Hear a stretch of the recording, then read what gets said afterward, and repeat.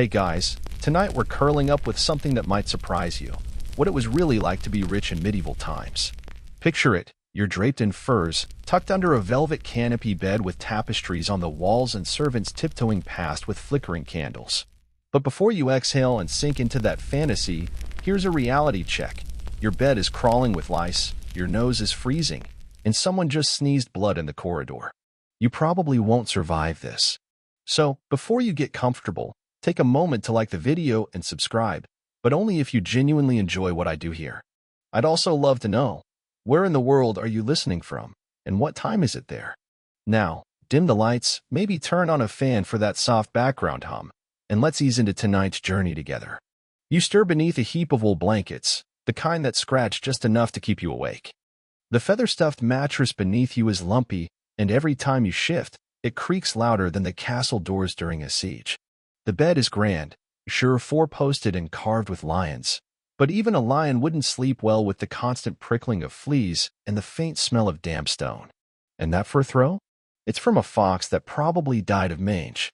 It's the 14th century, and you're a noble of impressive wealth. Yet sleep doesn't come easily. Your castle's windows are just slits in the wall, letting in more wind than light.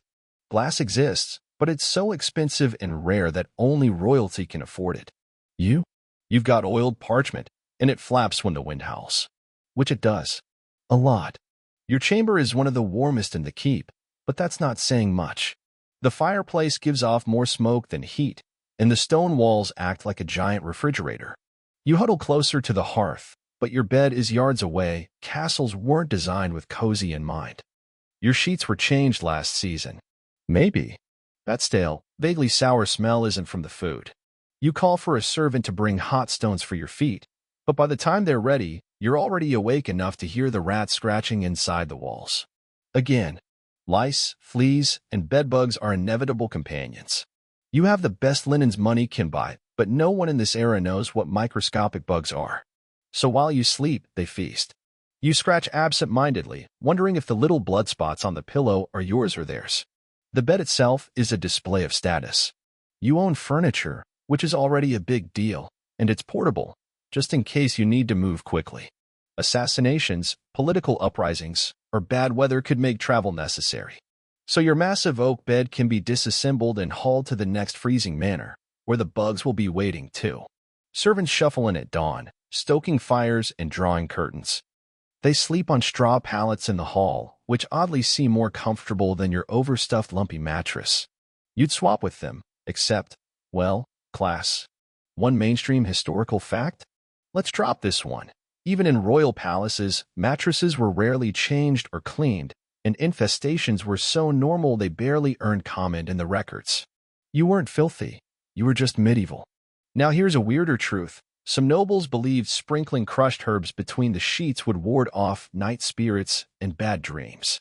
Lavender, rosemary, even dried marigolds smelled nice, did nothing. Historians still argue whether these practices had any connection to pre-Christian rituals or were just aromatic guesswork. You try to doze off again. Maybe tonight there won't be a scream from the lower quarters. Last week it was the cook's apprentice who claimed he saw a face in the fire. Sleep isn't restful when half the castle believes in demons hiding behind tapestries. And of course, your bladder picks the worst time to signal. The chamber pot waits nearby, but using it means stepping out into the freezing air. Plus, the firelight would cast awkward shadows on your silhouette. And someone might be watching. Always someone watching. Luxury, in medieval times, was relative. You may own a dozen estates, command 100 servants, and drink wine so thick it sticks to the cup, but you still spend your nights cold, itchy, and mildly paranoid. As you finally drift into a fragile sleep, you're jarred awake by the castle bell. Morning prayers. The servants kneel outside your door and begin chanting. It's not even light yet. Sleep is a luxury, and ironically, the rich get less of it than the peasants. While serfs snore away on sacks of straw, you're enduring another aristocratic night of restlessness. Sweet dreams, if you can get them. You groggily push aside the moth-chewed curtain hanging around your bed, and a servant appears with a basin of tepid water. No, not for bathing, just to splash your face. The full-body baths are rare, drawn from wooden barrels and shared with siblings, or, if you're noble enough, swapped out halfway. You're still tired, But breakfast awaits. And by breakfast, we mean a feast. As a wealthy medieval noble, you don't eat to survive, you dine to display. You walk into the great hall, its high ceilings echoing your footsteps, and the table groans under the weight of the morning's offerings.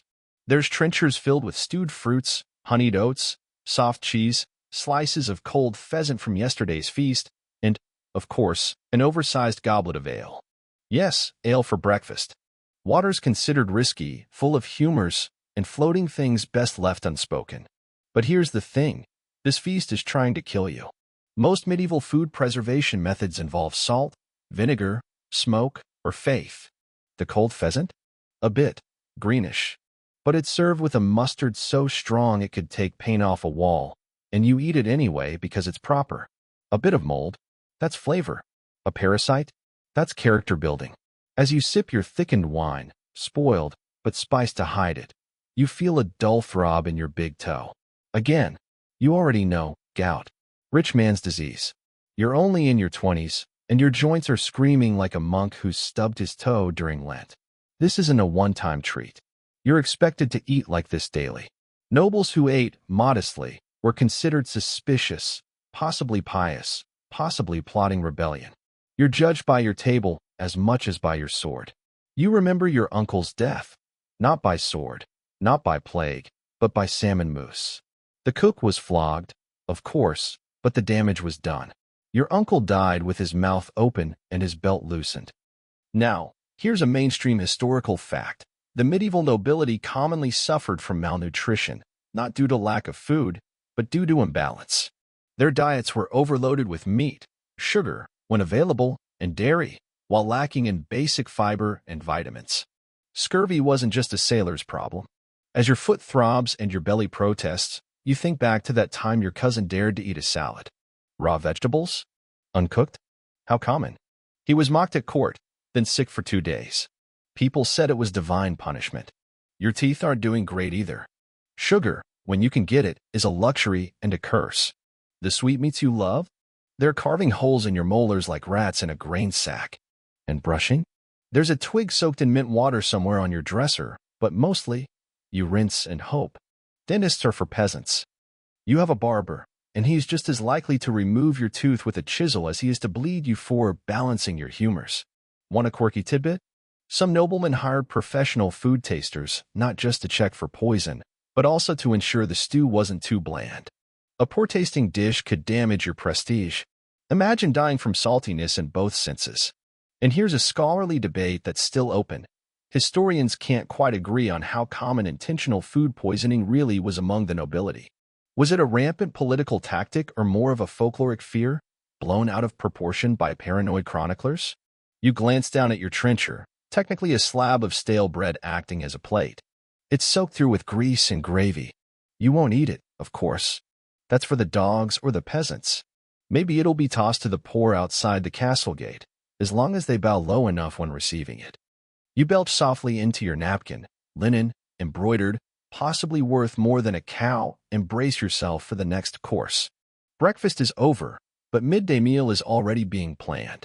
More pies, more mystery meats, more fancy sauces designed to cover up yesterday's errors. As you leave the hall, you notice a servant limping slightly. He was caught licking the honey spoon last night. Might lose a finger. But not before he helps prepare tonight's banquet. You head back to your chamber to rest, your body groaning under the weight of decadence. A feast, it turns out, is not a gift. It's a ritual, a performance, a form of slow-motion punishment served on silver platters. One that leaves you bloated, aching, and strangely hungry again in just a few hours. You sit down stiffly on the carved oak bench in your chamber, but even that small moment of stillness brings discomfort. The tightness across your chest reminds you, today you're wearing your court tunic. It's silk, dyed deep crimson, and embroidered with gold thread and patterns so dense the fabric crackles when you move. It took 6 women 4 months to make it, and it itches like madness. Being rich means you don't dress for comfort. You dress for hierarchy. Sumptuary laws, the medieval version of a fashion police state, dictate what colors, fabrics, and jewelry you're allowed to wear based on rank. Crimson and deep blue are reserved for the elite. For lined sleeves? Only if you've got the right pedigree. And heaven help you if your neighbor's cloth is richer than yours. That's practically an insult. Your hose are dyed with imported indigo and feel like sandpaper from the knees down. Your tunic is cinched so tight it's hard to breathe, but the tailor swears that's how the king wears his. You try to bend, only to realize your doublet's brass clasps dig into your ribs like miniature thumbscrews. Fashion is pain, and in the medieval world, that's not just a metaphor. Now here's a mainstream historical fact. These sumptuary laws weren't just about style, they were serious legal codes. In England, for example, a 1363 statute specified exactly what materials each class could wear, down to the kind of fur lining and the price of buttons. Yes, even buttons were regulated. But even if the law allows it, there's no escaping fashion's tyranny. Your clothes must signal wealth, but not too much wealth. Wearing a fabric too fine might suggest you're trying to rise above your station, or worse, show up your lord. That's a dangerous game. In some courts, people were exiled or fined heavily for excessive display. There's a fringe tidbit that's especially delightful. Some nobles hired dressers not only to help them into their garments, but to walk a few steps ahead with perfume-soaked cloths, fanning away the smell of sweat and horse dung. You could say they invented the medieval red carpet. Your shoes are long-toed and curled at the ends like question marks, called polanes. The longer the tip, the higher your status. But walking in them is a hazard. You've tripped twice already today, and you're expected to dance later. The absurdity of it all makes you smirk, but you keep it inside. Laughing at court fashion is only funny until someone overhears you. Your wife is equally uncomfortable. Her bodice is laced so tight she can't draw a full breath, and her headdress is balanced like an architectural wonder, two horns wired with fine veils, trailing so long they've caught on 3 door handles already. She looks like a saint in a stained glass window. She feels like she's being mildly strangled. And all of this effort? It's not even festival day. This is just Tuesday. Historians still argue whether these exaggerated outfits were genuinely admired or just tolerated as power symbols. Ornamental pageantry that everyone hated but no one dared challenge. It's hard to know from the records whether these trends were loved or simply endured. Probably a bit of both, like those celebrity outfits you pretend to appreciate on awards night. You'd think your wealth would buy you comfort, but in the medieval world, it often buys the opposite. You can't show up in plain wool without raising eyebrows. You're expected to embody extravagance, even if it's impractical, even if it's miserable, even if you just want to wear something you can sit down in without hearing stitches pop. You remember that young noble who dared to show up to a feast in a tunic made of soft linen dyed only with local herbs. Very modest. Very breathable.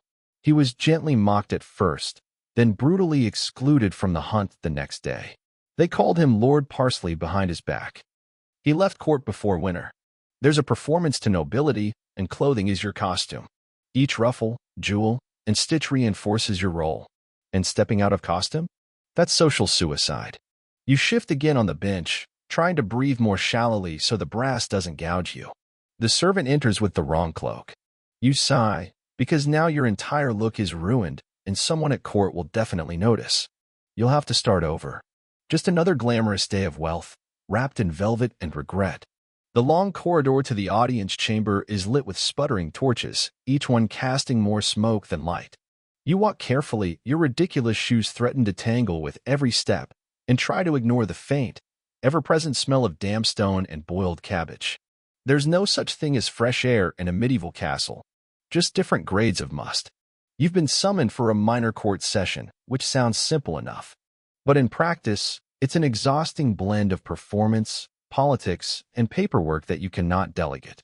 Being rich in medieval times doesn't get you out of meetings. It just makes them more dangerous. The chamber is already filling. A cluster of other nobles mills about near the dais, each dressed like a walking treasure chest, and all of them watching each other like hawks. You spot your rival, Sir Edric, with his ridiculous feathered cap. He's pretending not to see you, which means he's plotting something. Standard. There are scrolls stacked on a side table. Decrees, land disputes, tax petitions. You'll be expected to weigh in on several, despite the fact that you barely slept last night and your gout is threatening a comeback.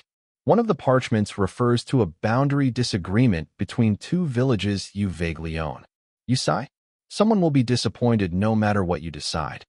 Here's a mainstream historical fact to ground you. Medieval nobility often served in administrative and judicial roles within their estates or courts. Nobles were expected to be both warriors and bureaucrats. Being rich meant you had responsibilities, some of which could get you accused of treason if handled poorly. A page hands you a document. You pretend to read it, nod solemnly, and pass it to the steward. It's probably about barley storage or sheep rustling. Either way, you're going to get blamed. A noblewoman across the chamber curtsies low and greets you by title, which means she either wants a favor or is warning you of court gossip. Possibly both. You respond with a measured bow. A wrong move here could spark weeks of social frostbite. Court politics are exhausting. If you show too much kindness, you're weak. Too much aloofness, you're arrogant. Too much wisdom, and someone will accuse you of sorcery. Speaking of which, your cousin was recently whispered to have a book of forbidden knowledge. He reads Latin fluently, which is apparently suspicious. Now for the quirky bit. Nobles in some courts hired jesters not only for entertainment, but also to say the things no one else could. A well-timed joke from a jester could deliver a truth too dangerous for a noble's own mouth. Some lords even trained their fools in legal rhetoric. Yes, imagine a man in motley explaining inheritance law. You're called forward to speak on a land issue. Something about overlapping grazing rights and accusations of grain theft. You deliver a few vague but authoritative lines, quote an old proverb, and end with, "Let it be brought before the reeves." Everyone nods. No one knows what it means, but it sounds like leadership.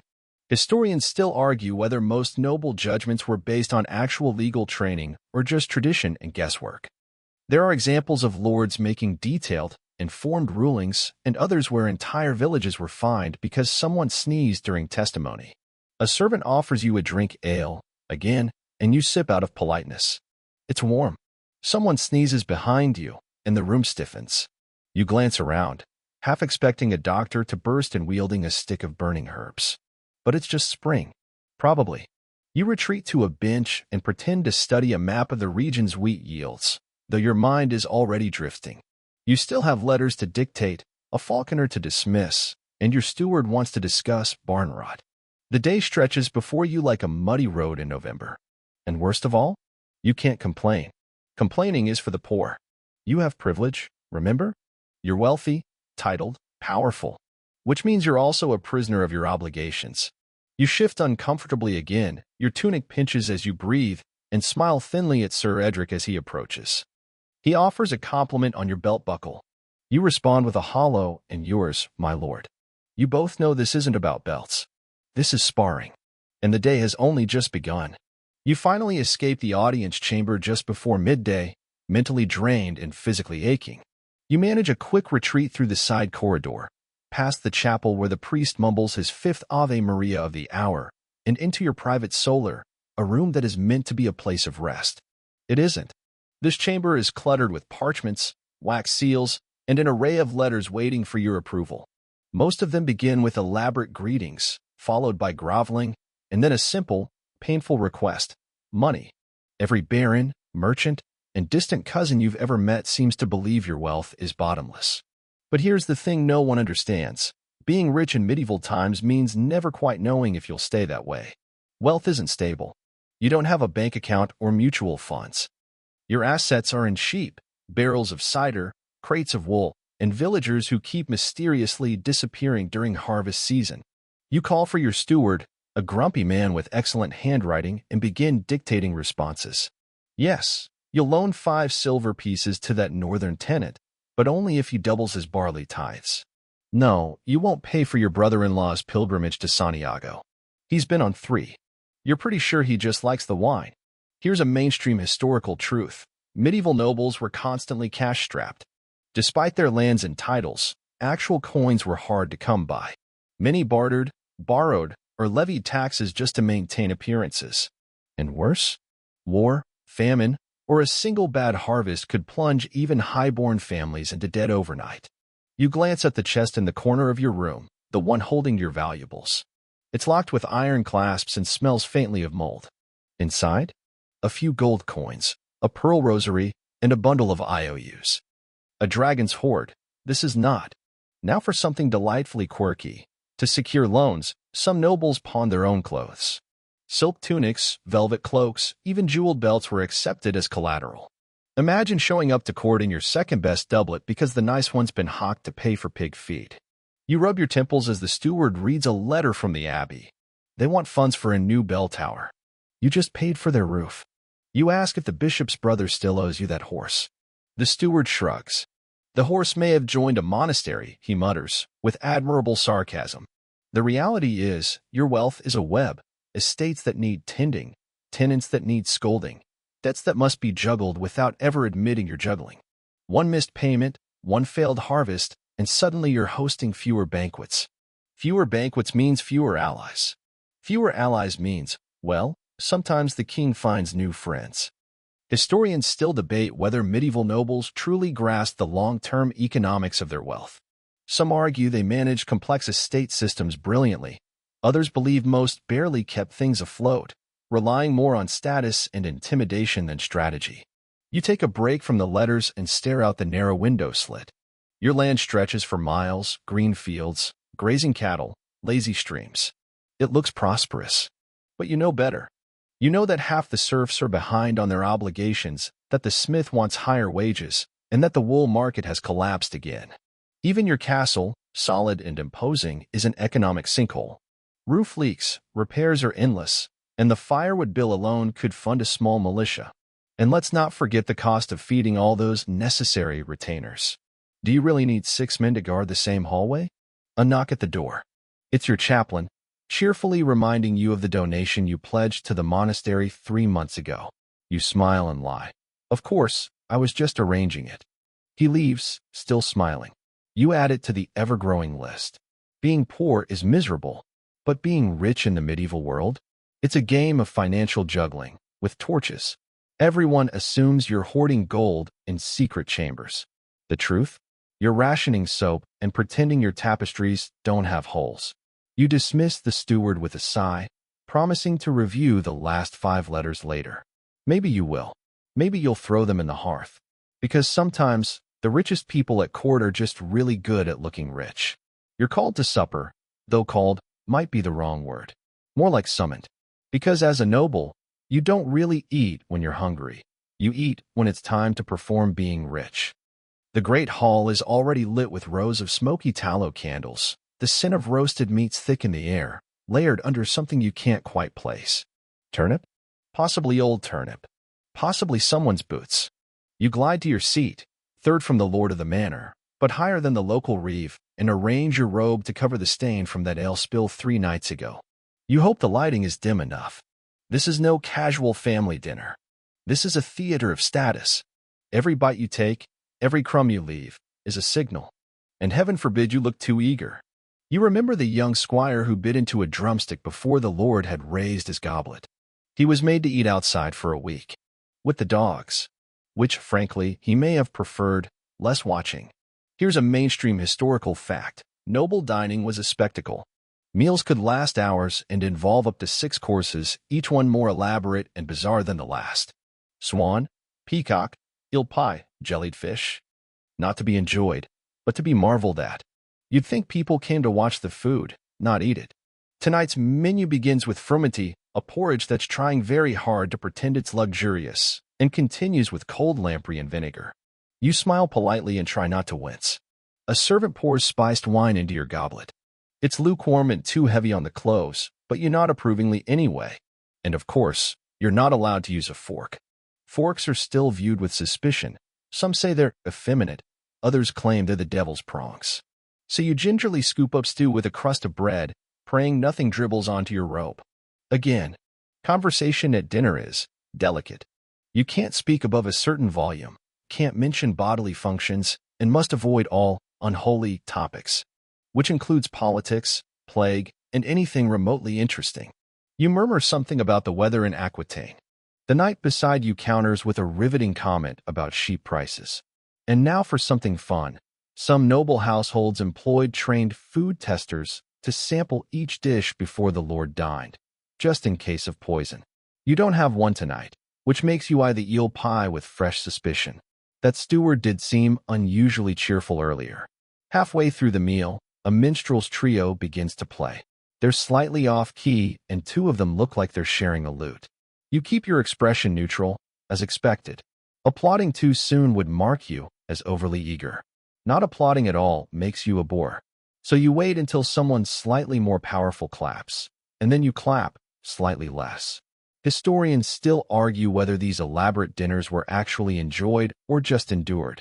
Some records suggest nobles looked forward to the ritual, while others hint that many feasts were exercises in restraint, politics, and indigestion. You glance at the table. The dishes are served on trenchers, flat rounds of stale bread. When the meal ends, these will be thrown out, fed to the poor, or fed to the dogs. You wonder briefly if they taste better than the jellied rabbit. You suspect they might. Dessert arrives. It's a subtlety, a sculpted confection of almond paste shaped like a miniature castle, complete with marzipan knights. It looks delightful. You're not allowed to eat it. It's art. Eating it would be uncouth. You nibble a prune instead. The Lord makes a toast. You rise with the others, lift your goblet, and try not to make a face at the wine. A few of the younger knights are already flushed and boastful. One is reenacting his bravery during the recent skirmish in Flanders, though everyone knows he fell off his horse in the first 5 minutes. You long to excuse yourself, to stretch your legs, to eat something simple in peace, bread and cheese, perhaps, in a quiet room with no one watching how you chew. But leaving early would be noted. Everything is noted. So you stay? Because wealth comes with an audience. And in the medieval world, the curtain never really comes down. The meal ends at last, but your night is far from over. As the tables are cleared, wooden planks lifted from trestles, trenchers gathered by servants, and bones swept to the side, you're shepherded into the adjoining chamber for what's generously called evening leisure. It begins, as it often does, with music. A harpist is plucking something mournful in the corner, while a lute player tunes strings that have clearly never agreed with one another. You perch on a low-backed chair near the fire, your limbs stiff, your belt too tight from the eel pie. The fire pops and hisses, sending a brief cloud of smoke into your eyes. You resist the urge to cough. That would be peasant behavior. Everyone around you is performing. Not just the musicians, but the nobles too. Performing interest, wit, sophistication. Someone starts reciting a passage from Boethius, in Latin, of course, and you nod as if you're following every word. You caught about 3. One of them might have been Virtus, or Voridus. Either way, you nod again. Here's your mainstream historical fact. Being well-read was expected among the upper nobility, particularly in the late Middle Ages. Literacy in Latin, knowledge of classical philosophy, and a working familiarity with scripture were marks of refinement. Of course, some lords faked it brilliantly. The performance rolls on. A troubadour begins a ballad about doomed lovers in Provence. You've heard this one. Twice this week, actually. You begin reciting it in your head a beat ahead of him, just to stay awake. Your eyes drift across the room. A lady is embroidering by candlelight, her 4th unicorn this week. You think the last one had 3 legs. Now for the quirky tidbit. In some noble courts, people didn't just sing or debate, they competed in courtly love poetry battles. Entire evenings were spent composing rhyming couplets about longing glances, veiled affections, and the heartbreak of waiting an extra week for a letter. One count in Champagne even judged them like medieval rap battles. Points for style, metaphor, and subtlety. Losers had to buy the next round of wine. You try to keep your posture straight. Slouching is for farmers. But your back aches from hours on that absurd carved bench in the audience hall. Your feet throb. Your doublet itches. And someone is passing around a box of candied ginger, which sounds good in theory, but tastes like sweet gravel. Across the room, someone suggests a game. Not dice. Those are for soldiers and commoners. No, this is a guessing game, involving obscure saints' relics, and which abbey claims to have them. You participate briefly, naming a toe bone of St. Columba. It gets a laugh, though you're not sure if they think you're joking. Historians still argue whether nobles genuinely enjoyed these evening rituals or merely endured them to maintain appearances. Some diaries hint at real delight. Others are filled with doodles and notes about when the next hunt would be.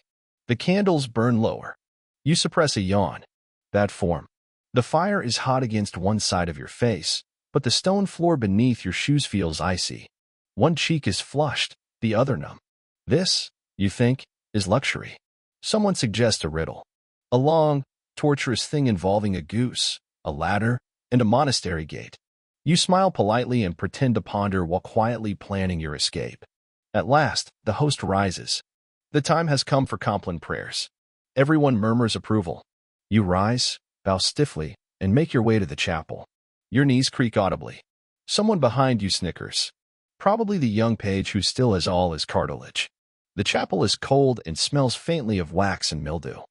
You kneel on the hard stone, whispering along with the Latin you barely remember. Your stomach churns, possibly from the lamprey, possibly from the ginger, and you wonder, for the 100th time, why being rich never includes any actual rest. Finally, you're dismissed to your chamber. You walk slowly, not out of reverence, but because your legs might snap if you go too fast. You nod to the guards, wave off the servant offering more wine, and enter your private room. At last, solitude, quiet, except that now the real discomfort begins. Because sleeping in a medieval noble's chamber is an adventure all its own. Your chamber door creaks closed behind you, the latch thudding like the closing of a dungeon gate. This, in theory, is your sanctuary, the one place where the burdens of your wealth, your rank, and your itchy ceremonial robes are supposed to lift. But as you kick off your soft-soled leather shoes and glance around the room, it becomes clear that luxury, in this era, is a bit overstated. The bed looks promising at first. It's large, sure. For posts, heavy curtains, even an embroidered canopy that cost as much as a horse. But as you lift the covers, a small, cold reality hits you. The mattress is stuffed with straw and lumpy wool. No feather pillows here, friend. Just the flattened ghosts of many restless nights. You gingerly crawl in, trying not to disturb whatever is living between the linens. The sheets are cleanish, but the damp chill of stone walls means your bedding always feels faintly moist, like someone's been breathing on it for hours. Which, given the drafts, might actually be true. Here's a mainstream historical fact. Medieval bedrooms were cold, drafty, and rarely private. Even among the wealthy, it was normal for chambers to double as meeting rooms, with servants sleeping in corners or on pallets nearby. Personal space was a rare and precious thing. Tonight, you're lucky only one servant is staying in the room, a page snoring softly by the hearth, wrapped in a thin woolen blanket. You envy his ability to sleep through anything. A flicker of firelight dances across the timber beams, casting long shadows that look uncomfortably like gallows. And now for the fringe detail. Many nobles believed that sleeping too deeply made one vulnerable to evil spirits. As a result, they sometimes propped themselves up with pillows, sleeping half upright to keep the soul alert. You try this once, then promptly cramp up like a folded accordion. The sounds of the castle don't stop at bedtime. Somewhere in the hallway, armored boots echo as the night watch changes shift. From the outer wall, a dog barks at shadows. The wind howls through the arrow slits like a medieval tea kettle. You pull the covers tighter and whisper a few half-remembered prayers, just in case. Even the bed curtains, ostensibly there to block drafts, trap in your own breath, turning the space into a slightly damp bread oven. You peek out occasionally for fresh air, only to be greeted by a burst of frigid wind. You try to shift your mind to something calming, like poetry, or wine, or that one time your cousin fell in the moat trying to impress a visiting duchess. But your thoughts keep circling back to the scrolls on your desk. Debts unpaid, feasts to plan, tensions at the border. The sense that your wealth is both your fortress and your cage. Historians still argue whether nobles actually slept better than peasants. On paper, yes, they had real beds, furs, pillows, and servants to stoke the fire. But in practice? The stress, the noise, the expectation to always perform nobility, it all made for fairly fractured rest. Somewhere near your feet, something skitters. You freeze. It could be a mouse. It could be one of the beetles that's made a home in the mattress lining. Either way, you shift a little to the left and pretend it didn't happen. Denial, it turns out, is a useful skill in noble life. You close your eyes again. Then someone knocks. At this hour, you groan internally and rise, feet hitting the cold flagstone floor like twin regrets.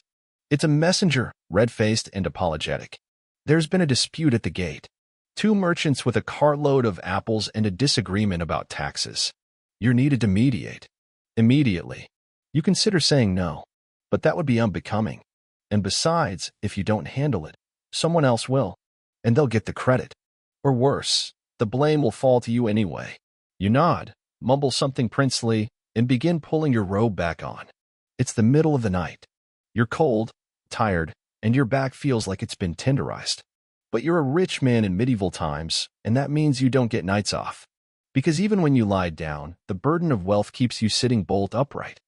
You return to bed long after midnight, shivering from the midnight mediation and still processing that one merchant's insistence that apple cart taxes are a sin against St. Crispin. You're too exhausted to argue further. You just want rest, but your mattress has other ideas. It squeaks and dips in all the wrong places. The page by the hearth is now snoring with such dedication it could be scored to music. You sigh. But just as you begin drifting off, a bell tolls. Not a pleasant chime or a distant echo. No. This is the castle's warning bell, rung at intervals during the night to signify the changing of the guard. It also happens to signify the changing of your REM cycle into a sleepless staring match with the ceiling. You pull the curtain tighter and wrap yourself like a burrito of status and fatigue. Morning finally leaks through the cracks in the wooden shutters, slow, gray, reluctant. The castle begins to stir. You hear the clatter of pails, the low murmur of servants beginning their day, and the rhythmic creak of someone sharpening something far too early. You don't want to move. But movement, in your world, is mandatory. You peel yourself out of bed, bones popping in protest. You stumble toward the washing basin, cold water, of course. You splash your face and try to summon the mental strength required to dress like a respectable noble. Layered tunic, hose, belt, fur-lined overgown. It feels like wrapping yourself in regret.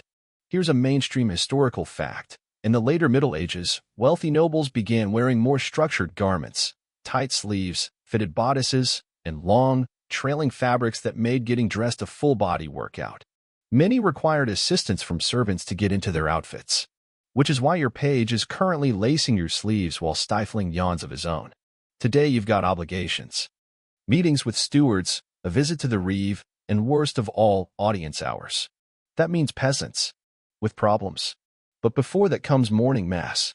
Even if you're not particularly devout, and let's be honest, most of your prayers are whispered only when your digestion's bad, you must be seen in the chapel.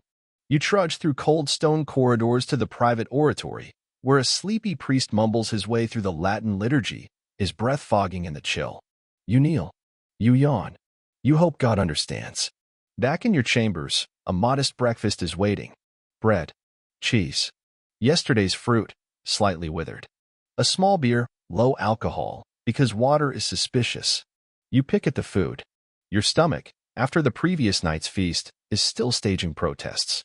And now for your quirky historical detail. Wealthy medieval people believed in the concept of humors, bodily fluids that needed to remain in balance to ensure health.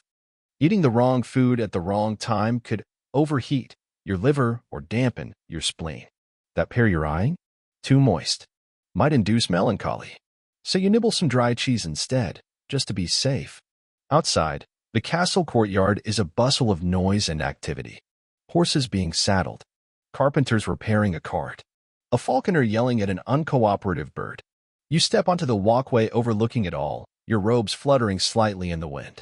Everyone down there looks busy, focused, purposeful. You, meanwhile, are being led into the solar to hear grievances. And oh, what grievances await. The steward's already there, looking harassed. He mutters something about a dispute over grazing rights and gestures toward the first of what appears to be 12 waiting peasants. You plaster on your listening face the one that says, I care deeply, but not so deeply that you'll talk for too long. This one is about goats. The next about boundary stones. Then someone wants compensation for a sheep he insists died of sky rot, which sounds fictional, but is said with such confidence you hesitate to disagree. Historians still argue whether nobles genuinely managed their estates or delegated most responsibilities. Some lords took an active interest in land disputes and courtly affairs. Others saw it all as beneath them. You, unfortunately, have just enough ambition to care and just enough power to be stuck handling it. The audience hour drags. Your lower back aches from the carved chair. The fire smokes unevenly. You smile, nod, frown in the appropriate places. You hand out small coins for urgent repairs. You deny a request to move a fence. You agree to investigate a haunted tree, but fully intend to forget about it. By late morning, your head is pounding and your legs are stiff. You're rich, yes. You own land, titles, servants. But what you don't own is time, or peace, or a moment to yourself that isn't being observed, judged, or recorded in someone's tedious ledger. And just as you're about to finally slip away to the garden for a breath of fresh air, the steward reappears. There's been an incident, he says, not meeting your eyes. Of course there has. Because in medieval wealth, rest is a myth, and being in charge means being constantly on call. You sigh, rise again, and follow. The incident, as it turns out, is exactly the sort of noble headache you'd expect from a society with too many titles and not enough common sense. Two minor knights, landed, but not terribly important, have gotten into an argument over who owns a particularly fertile strip of farmland near the edge of your estate. The twist? They've both decided to settle the matter with a private duel. Tomorrow, at dawn, without your permission. You blink. Hard. It's not that dueling is unheard of, far from it. Noble pride is notoriously thin-skinned, and swords tend to settle things faster than sermons. But on your land, without your approval? That's both illegal and insulting. Here's your mainstream historical fact. While dueling was often technically forbidden, it was still practiced among the nobility, especially over matters of honor or disputed inheritance. Lords like you were expected to either approve such affairs or squash them, depending on how politically messy they were likely to become. You call them in for a private discussion. The younger knight arrives with one eyebrow bandaged and an air of smug certainty. The older one brings his squire and a copy of a very dubious land charter. You listen as they bicker, each insisting the other insulted his lineage, his stewardship, and possibly his dog. You manage to stall the duel with a vague promise to send clerks to verify historical boundaries, a task which may or may not happen, depending on how loudly the scribe groans when you assign it. The knights leave, grumbling. You sit back in your chair, pinching the bridge of your nose, and wonder, for the 5th time today, how peasants get away with having no responsibilities beyond surviving winter. You trade them, if you weren't so certain they'd laugh in your face. Of course, the moment you rise to take a much-needed break, the steward hands you a list of midday obligations. A merchant guild from the next town over is here to present you with a gift, symbolic, of course, but full of obligations. Decline it, and you risk insult. Accept it, and you owe them a favor. Either way, you're not getting out of another long-winded ceremony. The gift turns out to be a tapestry. Large, garish, featuring what appears to be you slaying a boar the size of a carriage. You have no memory of this event. Still, you smile graciously, praise the stitching, and try not to ask why your face looks like it's melting in the wool. Now for the quirky tidbit. Some nobles paid artisans to improve their likeness in tapestries and paintings. Larger muscles, straighter noses, heroic poses. Early medieval airbrushing, if you will. One French count allegedly insisted that his wart be turned into a victory mole. He then had it stitched into every family crest. You hang the tapestry in a corridor where no one will see it unless they're lost or being punished. After lunch, a small meal, blessedly, just broth and bread, you sneak out to the garden. Just for a moment. The sun is out, weak but steady, and the rose bushes are trying their best to look alive. You sit on a low stone bench and let your body sigh. You almost feel human. But then, of course, your wife finds you. She's annoyed, though you can't immediately tell why. Maybe because you missed the embroidery showcase. Maybe because you didn't wear the right cloak to morning mass. Maybe because she's also rich, also exhausted, and you're the closest target. You nod sympathetically as she unloads complaints about her cousin's behavior, the kitchen maid's attitude, and the sheer indignity of sharing bathwater with the same chamber pot nearby. You agree with everything. It's just safer. Historians still argue whether medieval noble marriages were more political than personal. Many were arranged in childhood, with love considered a distant bonus rather than a requirement. Affection, if it happened at all, grew slowly or not at all. Eventually, your wife departs with a tight smile and a few parting comments about the draft in your chambers. You sit in the garden a few minutes longer, watching a bird struggle with a worm twice its size. You can relate. But just as you're about to rise, a footman arrives with a sealed letter. It's from your cousin, the one who married up and now thinks you're best friends. He's inviting himself to stay for a month. With his wife, their dogs, and his personal jester, who is said to have a delicate stomach. You stare at the letter. You breathe deeply, And then you fold it, neatly, with the same careful composure you used to keep from screaming in front of peasants. You are a rich man in medieval times. You are surrounded by land, gold, influence. But privacy? Peace? Control over your own guest list? Those are for kings. Or monks. You stand, brush the dust off your fur-lined sleeves, and head back inside. Someone's bound to be waiting. Back inside the castle, the halls hum with their usual disjointed chaos. A scullery maid drops a bundle of rushes. A groom rushes past carrying a saddle too large for him. Someone's baby is crying somewhere, echoing weirdly through the stone like a ghost with opinions. You try not to absorb it. You have your own problems, namely, your cousin's impending visit and the very real possibility that his jester will vomit on something embroidered. You head to the solar again, that halfway luxurious room meant for relaxation and reading. But it's already occupied. Your chaplain is there, uninvited, holding a stack of texts and a hopeful expression. He wants to go over your estate's moral health. You sigh inside. Mainstream historical fact. Wealthy nobles in medieval Europe often employed chaplains not only for religious duties, but to act as spiritual advisors, confessors, and sometimes even tutors. They had access to everything, including the parts of your life you'd rather keep morally fuzzy. Today, the chaplain wants to talk about fasting. Again, you nod. You listen. You agree, vaguely, to eat less on Fridays. He mentions a heresy trial 2 towns over, as narrowing in that way that suggests he suspects your cousin's wife's astrologer is dabbling in forbidden knowledge. You assure him that no one in your household has summoned a demon this week. He seems unconvinced. You escape as gracefully as you can, making for the great hall. It's time to oversee the afternoon meal preparation, which for a rich noble means walking in, nodding at some pots, and pretending you know whether the venison is seasoned properly. You don't. You really don't. All you know is that the cook is stressed, the fire is smoking aggressively, and someone forgot to pickle the beets. You offer encouragement. You remind them your cousin will be here in 2 days. The cook looks at you like you've declared war. You back away slowly. Time for a walk, then. Maybe check on the stables. Maybe breathe air that hasn't passed through someone's boiled onions. Outside, the wind has picked up. You wrap your cloak tighter and head to the stables. The horses recognize you, or at least recognize the likelihood of food, and snort in your direction. You pet one absent-mindedly, staring at the hills beyond the castle walls. And here's a quirky historical tidbit for you. Some rich nobles believed that horses could absorb their owners' moods. It was said that a particularly anxious lord could make his stallion twitchy simply by pacing nearby. There are even accounts of nobles whispering secrets to their favorite steeds, trusting animals more than people. You lean into the warmth of the horse and mumble something about needing a vacation. The horse flicks its ear as if to say, same. But just as you begin to enjoy the solitude, the steward catches up to you, his boots crunching on gravel. He looks exhausted. You don't blame him. Managing a medieval estate is like trying to keep a leaky boat afloat during a storm made of lawsuits, wild pigs, and family drama. There's a situation in the southern fields, he says, out of breath.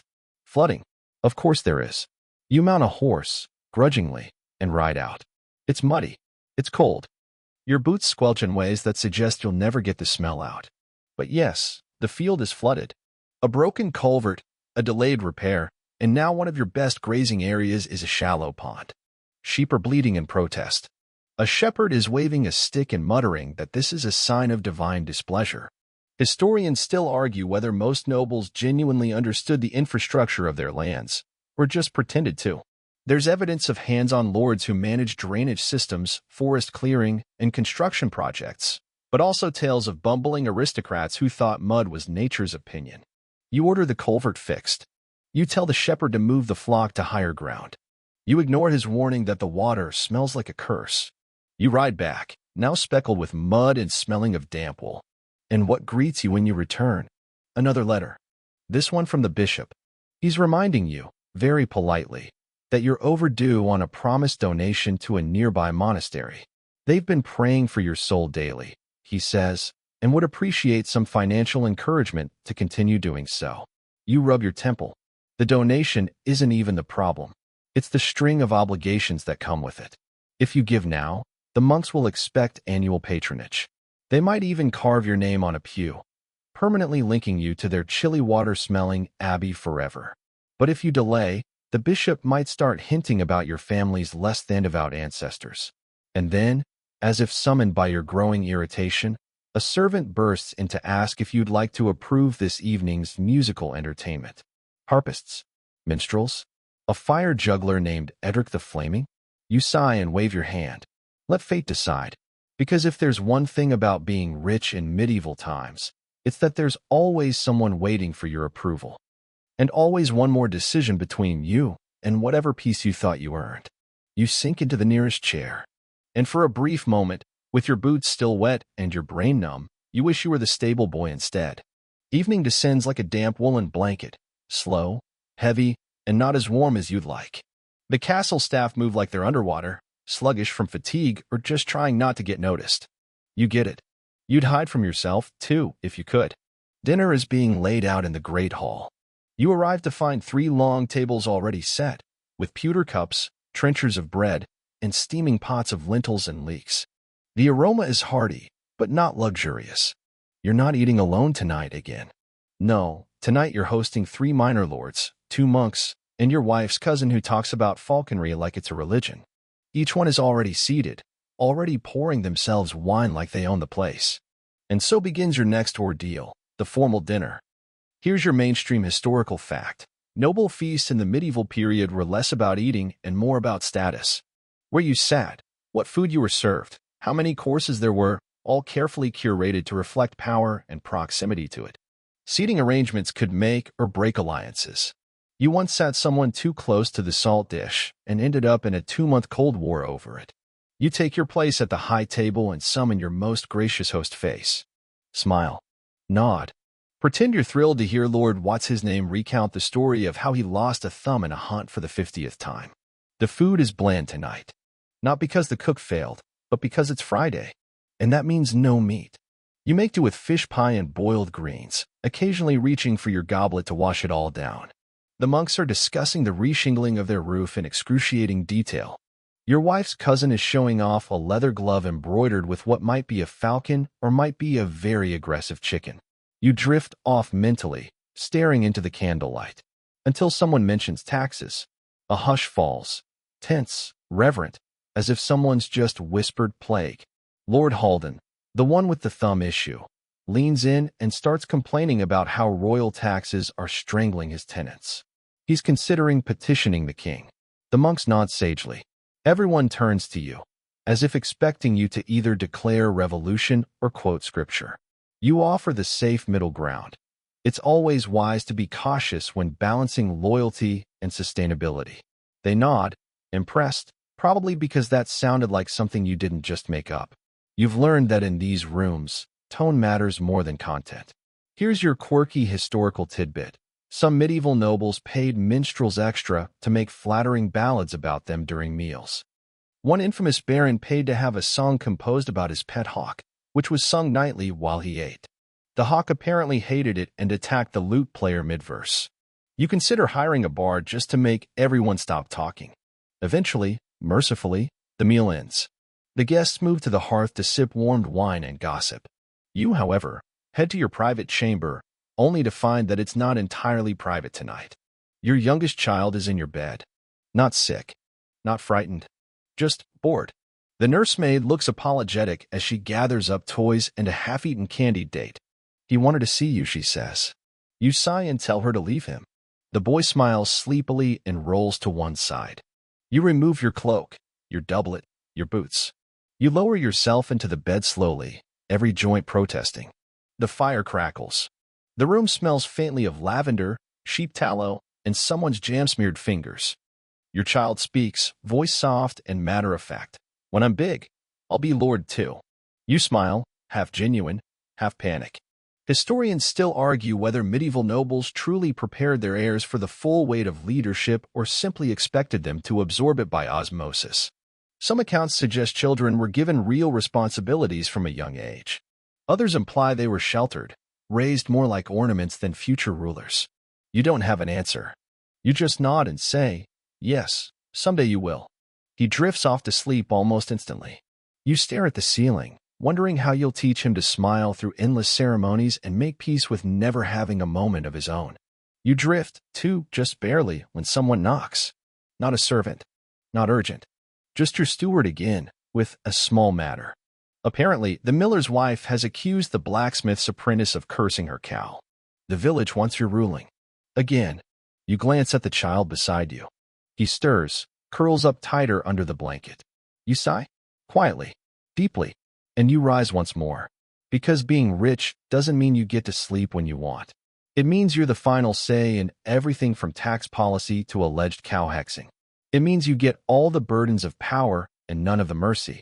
You walk toward the door, grabbing your cloak again. And somewhere behind you, the fire lets out a soft sigh. The moon hangs over the keep like a pale coin, silent, distant, and of no use to you right now. You trudge across the flagstones in your cloak, half asleep, muttering about cows. The steward walks a step behind you, recounting the exact wording of the complaint, which, of course, includes phrases like udder turned to stone and eyes of unnatural clarity. You wish you could say this is rare. But here's your mainstream historical fact. Local lords in the medieval period served as judges in almost all disputes within their domains, from land quarrels to livestock accusations to, yes, suspected witchcraft. No matter how ridiculous the issue, the noble was expected to keep peace and settle it with dignity. You do not feel dignified right now. The villagers have gathered at the edge of the bailey, holding torches and pitchfork-level skepticism. The miller's wife is crying. The blacksmith's apprentice looks baffled and mildly terrified. A cow stands nearby, chewing peacefully and staring into space like it's trying not to get involved. You examine the cow. You examine the apprentice. You ask if anyone saw any spells. No one did. You ask if the cow has produced milk. It has. You ask the cow if it feels cursed. It blinks.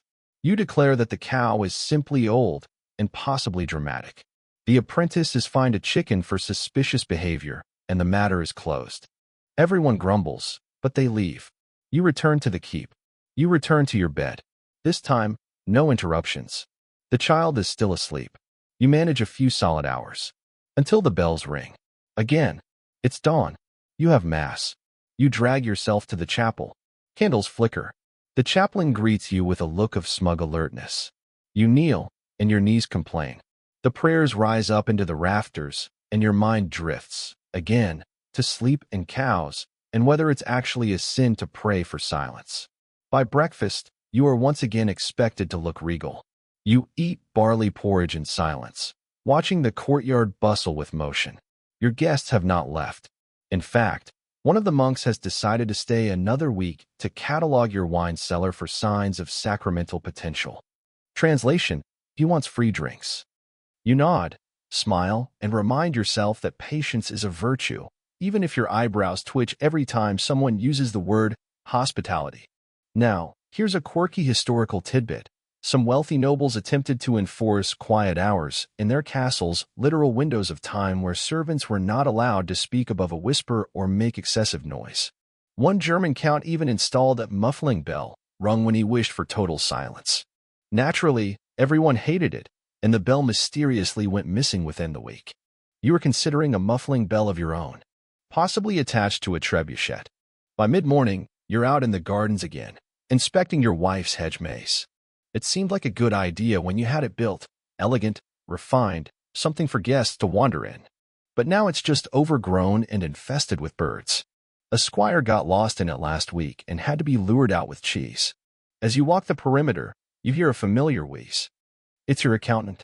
He never walks unless it's serious. He hands you a scroll and mutters a phrase that makes your heart drop. Unexpected shortfall. Apparently, one of your tenant villages didn't deliver its grain tithe. Failed harvest, disease, maybe just resentment. You'll have to either send armed collectors or forgive the debt. Neither is a good option. Historians still argue whether medieval nobles truly understood the pain of those below them or simply managed from a distance. Some were genuinely invested in the well-being of their peasants. Others only cared when the tax wagons ran light. You debate your options, brow furrowed. And then someone mentions your cousin is arriving tomorrow. You'd forgotten. You double-check the guest quarters. The linens are inadequate. The firewood is damp. Someone has stolen the chamber pot. You instruct the steward to fix everything, then fix it again just to be safe. You also find out that your cousin's favorite dish, boar roasted with apples, is currently impossible as there is no boar, and the apples have mysteriously disappeared. Someone suggests rabbit. You suggest exile. Everyone laughs. Sort of. As afternoon rolls around, you attempt some rest in the solar, only to be interrupted by a visiting bard, your wife's idea, who insists on performing an original piece composed just this morning. You brace yourself. The bard launches into a nasal ballad titled Ode to the Lord's Resplendent Breakfast. It is long. It is detailed. It features rhymes like porridge with courage. You consider jumping from the window, but the ivy wouldn't hold. Eventually, the bard finishes. You applaud politely and make a mental note to never fund his future compositions. Finally, evening comes. The torches are lit. The servants begin preparations for another formal supper. You stare at your reflection in the polished brass plate and realize something unnerving. You are still tired. Not the sort of tired that a nap will cure, but a deeper weariness, a noble's fatigue. Because wealth in the medieval world doesn't buy you ease. It doesn't buy you privacy. It buys you layers. Layers of obligation, expectation, ceremony, and unrelenting demand. You're never alone. You're never off duty. And someone always needs something. You let out a slow breath and return to the hall. Your boots echo across the stone floor of the great hall, and every head turns. Again, every entrance is an event when you're the one wearing the signet ring. You wish, just once, you could slip in unnoticed. But of course, you're seated front and center again, between two guests who both believe they have your ear, and therefore your favor. Tonight's meal is more lavish than yesterday's, probably because your steward is trying to impress your cousin, who's due to arrive by dawn. Roasted goose, stuffed onions, spiced wine. The kind of feast that hints at effortless wealth, while actually costing you more than you want to admit. Here's your mainstream historical fact. The wealthy elite in medieval Europe often spent outrageous amounts on food and feasting, not just for nutrition, but for reputation. The bigger your spread, the bigger your standing. Lords would go into debt just to outdo one another in their hospitality. You chew a slice of pear poached in honey and wonder if your cousin will notice the imported spices. Probably. She notices everything. She once commented on the thread count of your banners. You didn't know banners had thread counts. Across the table, a knight starts recounting the details of a recent duel. Loudly. Every sentence includes how many ribs he might have broken, or which saint he called upon before cleaving the man's helmet in two. You nod, vaguely. Your wife looks at you, a single raised eyebrow asking, "Do you want me to interrupt this, or should we let him burn out naturally?" You signal burnout. Better a long story than an angry night with no audience. Then comes the entertainment. Tumblers, a bear on a leash, which you did not approve, and, of course, the bard. Tonight, he unveils his newest creation, mercifully titled Song of the Silken Hound, which appears to be about a dog who dreams of being a duke. It is better than the porridge one. Slightly. Here's your quirky historical tidbit. Some medieval nobles were so desperate to seem fashionable and poetic that they hosted judging tournaments for troubadours, offering prizes for the most obscure metaphors or most romantic lines. One famous contest ended in a duel between two poets over the definition of melancholy. You're not dueling anyone tonight, but you are silently judging every metaphor. After the feast, the guests drift into small clusters for gossip, politics, and the casual exchange of veiled threats. You overhear something about a neighboring baron poaching stonemasons from your estate. You make a mental note to send a friendly letter. Just as you think you might escape early to your chambers, your steward sidles up again. His expression is grave, his tone low. There's been a message from the border village. Of course there has. Apparently, there's been a minor skirmish over a disputed strip of land. A shepherd crossed into contested pasture, and someone's sheep got hurt. Now the local reeve wants your verdict. Again, historians still argue whether medieval nobles had genuine control over the daily lives of their farthest tenants or simply responded when things exploded. Some argue the system functioned through a patchwork of delegated authority. Others believe it was just a long series of panicked reactions dressed up in protocol. You lean toward the latter.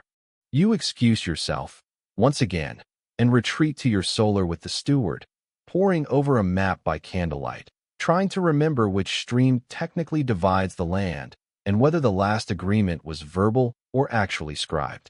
As you're debating the semantics of a hill slope with a man who looks equally ready to cry, the door opens. It's your wife. She stands there with arms crossed, her expression less annoyed than amused. She says, "You know he's asleep in your chair again?" You blink. "Who?" "Your son." You excuse yourself, again, and return to the solar's far window bench, where sure enough, your youngest child is curled up, fast asleep under your cloak. He's probably been waiting to say goodnight. You sigh, gently pick him up.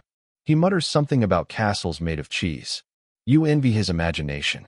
You carry him back to his chamber, tucking him under a woolen blanket embroidered with your house's crest, a lion, roaring, proud, and slightly ridiculous.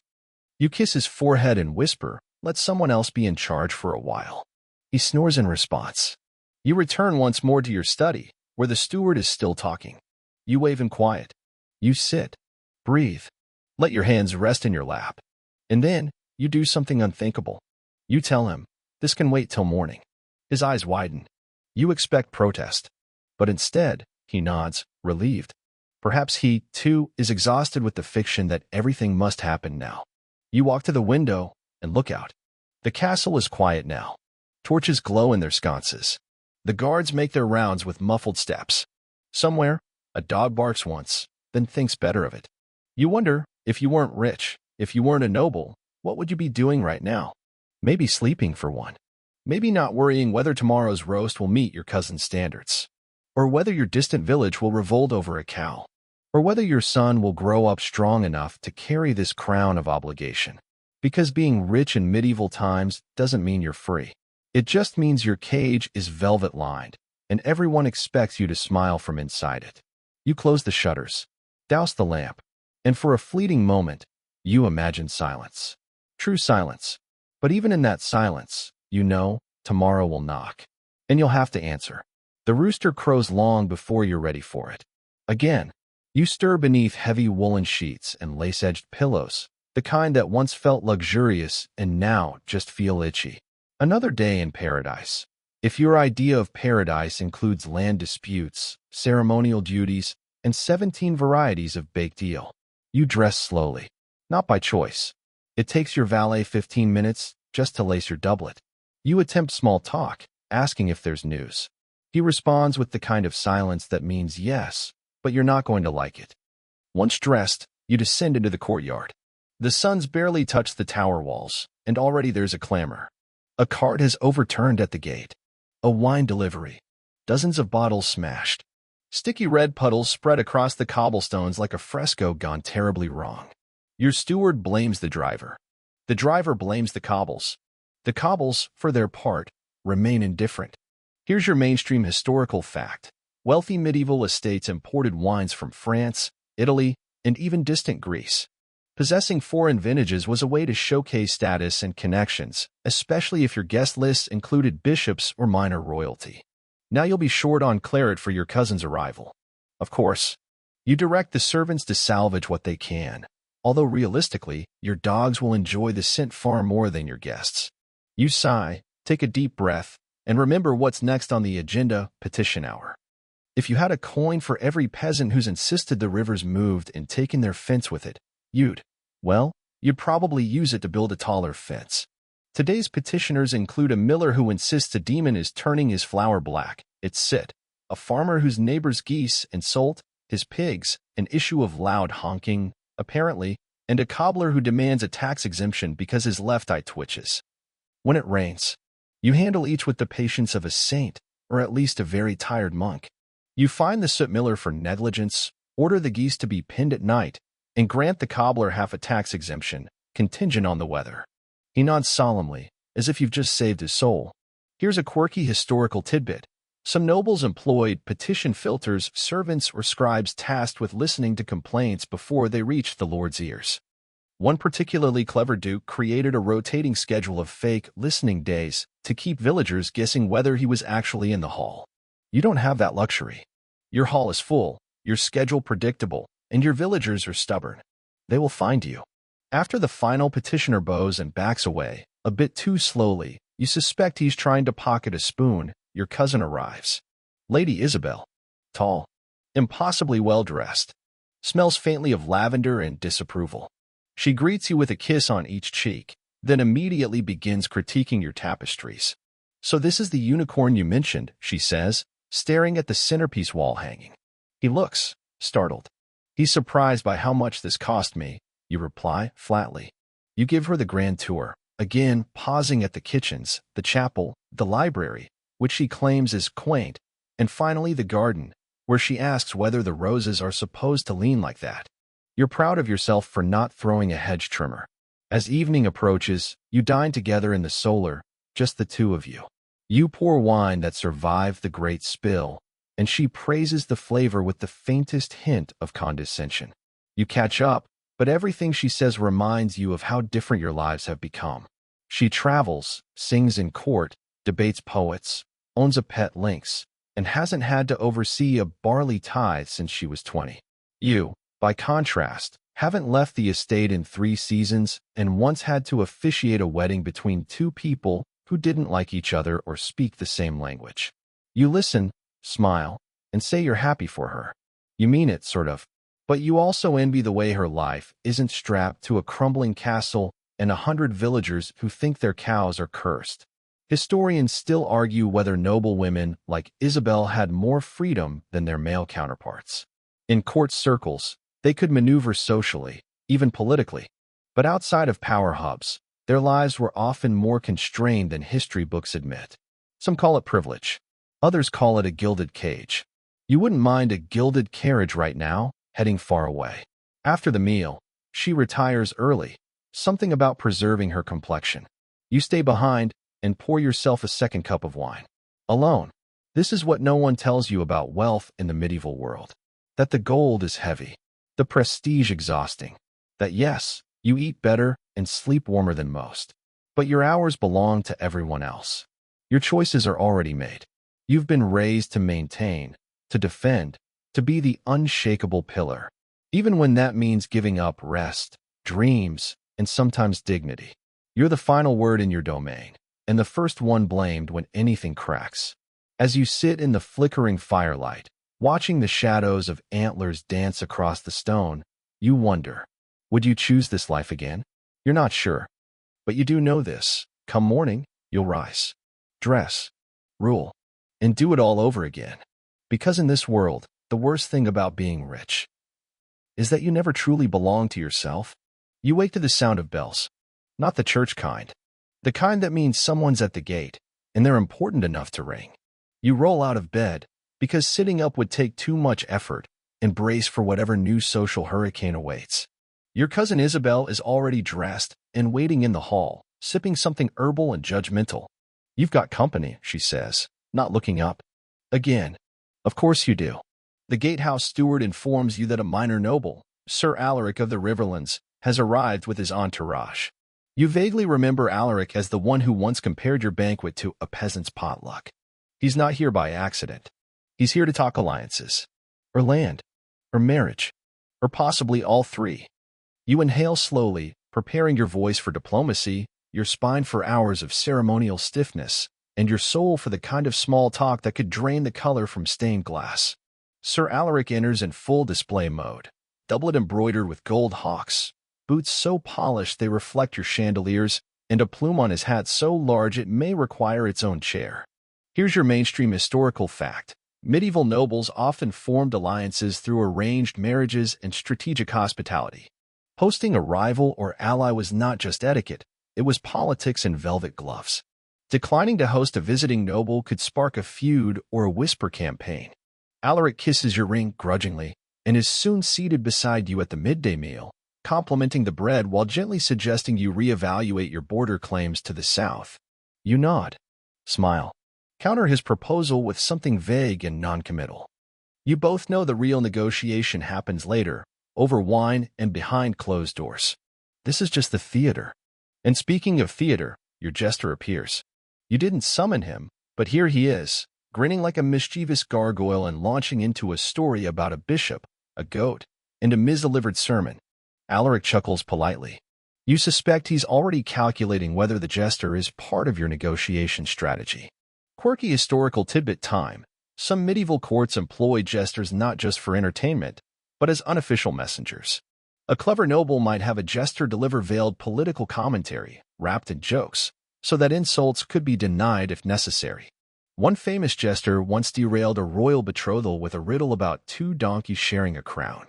You consider whether your jester is smarter than you. You decide he is, and then mentally dock his allowance anyway. Alaric eventually corners you in the solar. No pretense now. He offers a marriage between your niece and his son, claims it would strengthen both houses. He mentions dowries, land exchanges, trade routes. You glance at the tapestry behind him, two lions fighting over a stag. Subtle. You deflect. Not outright refusal, just a delay. I must consider it, you say. We've had poor harvests. I need to ensure the estate is secure before expanding its obligations. He nods, disappointed but not surprised. These games never end in a single round. Historians still argue whether these alliances were truly voluntary. Some say nobles had choice, within reason. Others suggest that social pressure, economic need, and family expectations made many decisions feel inevitable. Were you choosing, or just doing what was expected?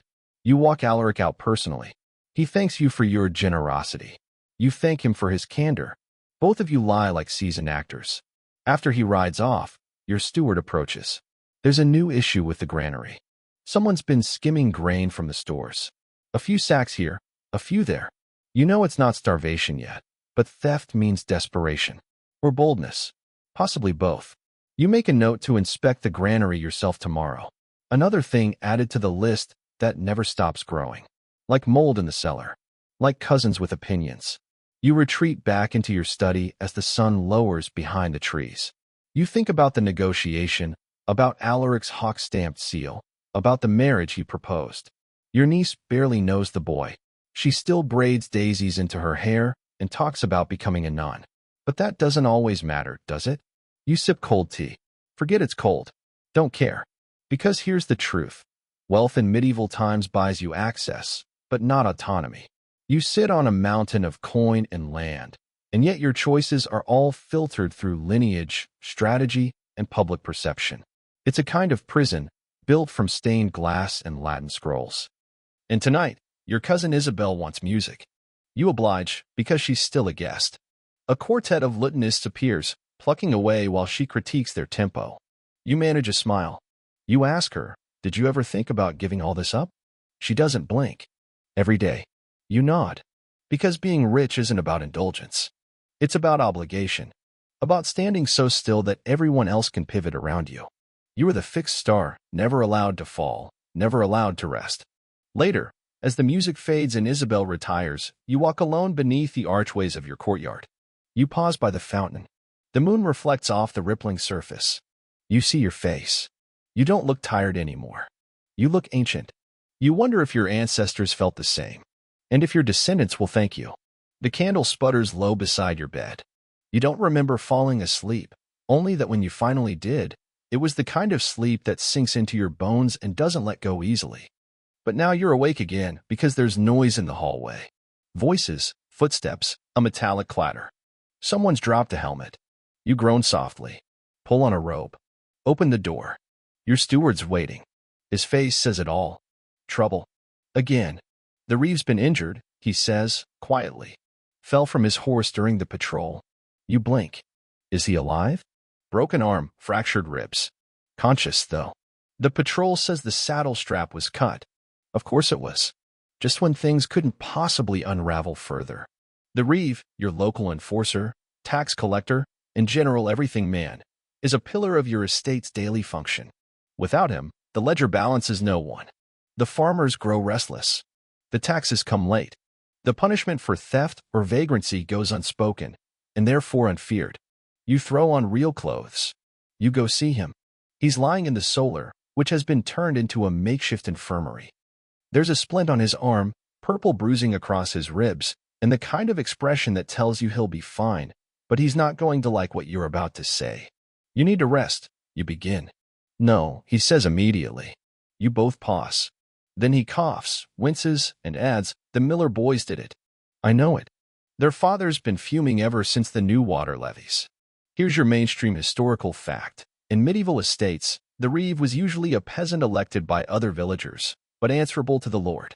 They walked the fine line between local and elite, often acting as intermediaries, but also making enemies on both sides. And now you've got a broken reeve and a family of troublemakers ready to see how far they can push you. You send riders to investigate. No weapons, just presence. The kind that reminds people the Lord is watching. Meanwhile, you juggle the reeve's duties. It's like trying to steer a ship while bailing water with a spoon. You visit the baker, who's furious about stolen flour. The weaver, who insists someone hexed her loom. The farrier, whose tools have gone missing. Everything is unraveling like a poorly wound thread. Quirky historical tidbit. Some nobles used sin-eaters to symbolically absorb blame for community misfortune, especially after accidents or disease. It didn't fix the problem, but it gave people someone to blame, besides the noble, that is. You could use one of those right now. Someone to eat this mess and burp out a clean resolution. Instead, you gather the village elders that afternoon. Sit beneath the awning in the square. Let them speak. Let them complain. Listen as they point fingers in every direction except their own. And you remember, these people don't hate you. Not really. They hate the weather, the taxes, the aching knees, the spoiled barley. You are simply the face attached to all of it. Historians still argue whether feudal lords were truly resented by their people or quietly revered. You recall, almost amused. Some see them as anchors of safety, others as leeches in embroidered robes. You feel like neither. You feel like the plug in a dam that's always about to burst. You in the meeting with reassurances, more patrols, fair justice, continued grain aid. You notice who nods, and who doesn't. That evening, your cousin is leaving. Her carriage is ready. Servants load it with gifts she'll either re-gift or forget. She hugs you tightly, and for once, she seems sincere. "You're doing better than I thought you would," she says. "This place hasn't eaten you alive yet." You raise an eyebrow. "It's nibbling." She laughs, then softens. "You know you could leave," she whispers. "I can't. Can't or won't." You don't answer, because she already knows. She climbs into the carriage, and the wheels roll away. The flags drop. The gate closes. And you're alone again.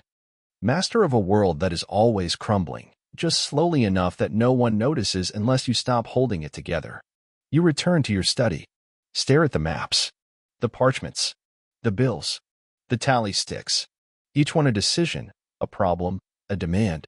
Sometimes you think about simply walking away, disappearing into the woods, leaving it all behind. But then what? You were born into this, bred for it. Your entire identity is stitched into this land, these people, this crumbling hierarchy of candles and curtsies. Who are you without it? The wind howls outside. You draw the curtains. Sit down. Pick up a quill. Because duty doesn't wait. Not even for the rich. Especially not for the rich. And here you are again. The invisible gear turning the machine. The glittering prisoner in the tallest room. The morning comes like a slap. Cold, gray, and blunt. The fire has gone out. Your back aches from the stiff chair you fell asleep in, slumped over a parchment smeared with dried ink and half-written numbers. You don't even remember what you were calculating. Wheat stores. Debt cycles? Marriage offers? Does it matter? A knock at the door. Soft, deferential. You almost don't answer. But you do. It's the steward again. Of course it is. The bishop's envoy has arrived, he says, carefully. They're here for the tithe review. Ah, yes. The church. That other great medieval beast, always lurking in the corner, draped in incense and scripture, with one hand raised in blessing and the other held palm up for coin. You rise with a groan. Stretch. Try not to look too haggard. No use showing weakness to men who believe their robes make them infallible. You head to the audience chamber. There they are. 2 monks and a man in robes so embroidered he could pass for royalty if not for the crucifix the size of a dagger on his chest. He greets you with the kind of smile that says, "God forgives, but I do the paperwork. The tithes are due. And not just the basic 10%. No, this is one of those special collections. A bishop's palace is being refurbished. There's a new roof needed for the cathedral. And of course, a holy relic just surfaced in Burgundy and it must be acquired for the glory of Christ and, let's be honest, regional bragging rights. Mainstream historical fact: the medieval church collected tithes not only as a religious obligation, but also as a form of social control. Landowners were expected to contribute regularly and publicly.